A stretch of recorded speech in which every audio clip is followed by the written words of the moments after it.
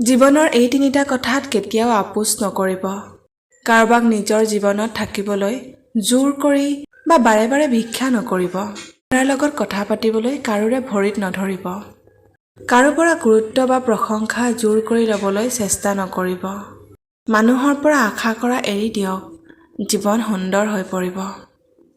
কেইটামান মূল্যৱান পৰামৰ্শ। তিনিটা বস্তু নিয়ন্ত্ৰণত ৰাখক: খং, জিভা আৰু হৃদয়। তিনিটা বস্তু পবিত্ৰ কৰি ৰাখক: শৰীৰ, বস্ত্ৰ আৰু আত্মা। তিনিটা বস্তু আপোনাৰ প্ৰকৃত সম্পদ: জ্ঞান, ভদ্ৰতা আৰু উপাসনা। তিনিটা কথা সদায় প্ৰিয়: বিশ্বাস, সত্যতা আৰু অংগীকাৰ। তিনিটা বস্তু চিন্তা কৰি ব্যৱহাৰ কৰক: কলম, প্ৰতিশ্ৰুতি আৰু খোজ।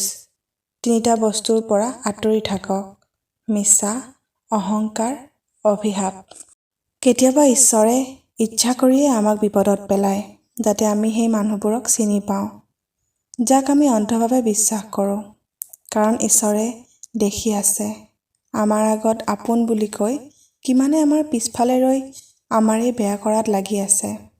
সেইবাবে আমাক বিপদত পেলায় আৰু আমাক দেখুৱায় যে সঁচাকৈ আমাৰ বিপদৰ সময়ত কোন আমাৰ কাষত থাকে।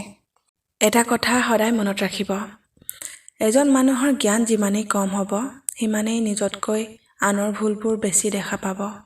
আৰু যিজন মানুহৰ সঁচাকৈ জ্ঞান থাকিব, সেইজন মানুহে সিমানেই আনতকৈ নিজৰ ভুলবোৰ আগতে ঠিক কৰাত কাম কৰিব আৰু তাৰ পিছতহে আনৰ ভুল শুধৰাবলৈ চেষ্টা কৰিব।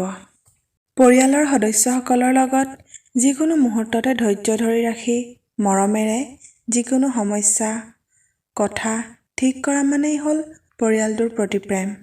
আন মানুহৰ লগত যিকোনো মুহূৰ্ততেই ধৈৰ্য ৰখা মানে সন্মান কৰা।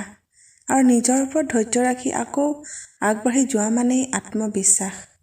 আৰু ভগৱানৰ ওচৰত ধৈৰ্য ৰখা মানেই প্ৰকৃত বিশ্বাস। কোনোবাই যদি আপোনাৰ মূল্য নুবুজে, তেতিয়া সেইজনক অতিমাত্ৰা মূল্য দি নিজকে সস্তীয়া নকৰিব। কেতিয়াবা নিজৰ মূল্য বজাই ৰাখিবলৈ কঠিন হ'বলগীয়া হয়, কাৰণ অতিৰিক্ত গুৰুত্ব দিয়াৰ মূল্য সকলোৱে বুজি নাপায়। যিসকলৰ মিছা কথা কোৱাৰ অভ্যাস আছে বা যিসকলে সঁচাটো ক'লে সহ্য কৰিব নোৱাৰে, তেনেলোকৰ আগত আপুনি তেওঁলোকৰ ভুলটো দেখুৱাই যদি সঁচাটো কয়, তেওঁলোকে সেইটো মানি ল'ব নোৱাৰে। হয়তো তেওঁলোকে আপোনাক আক্ৰমণ কৰিব বা আপোনাক এৰি থৈ যাব। আচলতে সত্যৰ সন্মুখীন হ'বলৈ সাহস লাগে, যিটো সকলোৰে নাই। আপোনাৰ জীৱনৰ বেয়া স্মৃতিবোৰ পাহৰি যাবলৈ চেষ্টা কৰক। আপুনি কোনো কামত বা কোনো বিষয়ত মনোযোগ হেৰুওৱাৰ এটা মূল কাৰণ হ'ল অতীতৰ যন্ত্ৰণাদায়ক স্মৃতিবোৰ। বেদনাদায়ক অতীতৰ স্মৃতিবোৰ সকলোৰে জীৱনত কম বেছি পৰিমাণে হ'লেও আছে। কিন্তু যিহেতু আপোনাৰ সেই সময়খিনি পাৰ হৈ গৈছে, গতিকে সেই অতীতৰ স্মৃতিবোৰে মগজুৰ গুৰুত্বপূৰ্ণ স্থানবোৰ অপ্ৰয়োজনীয়ভাৱে দখল কৰি থাকিবলৈ নিদিব। আমাৰ মগজুটো মোবাইলৰ ষ্ট'ৰেজৰ নিচিনা প্ৰায় একেই।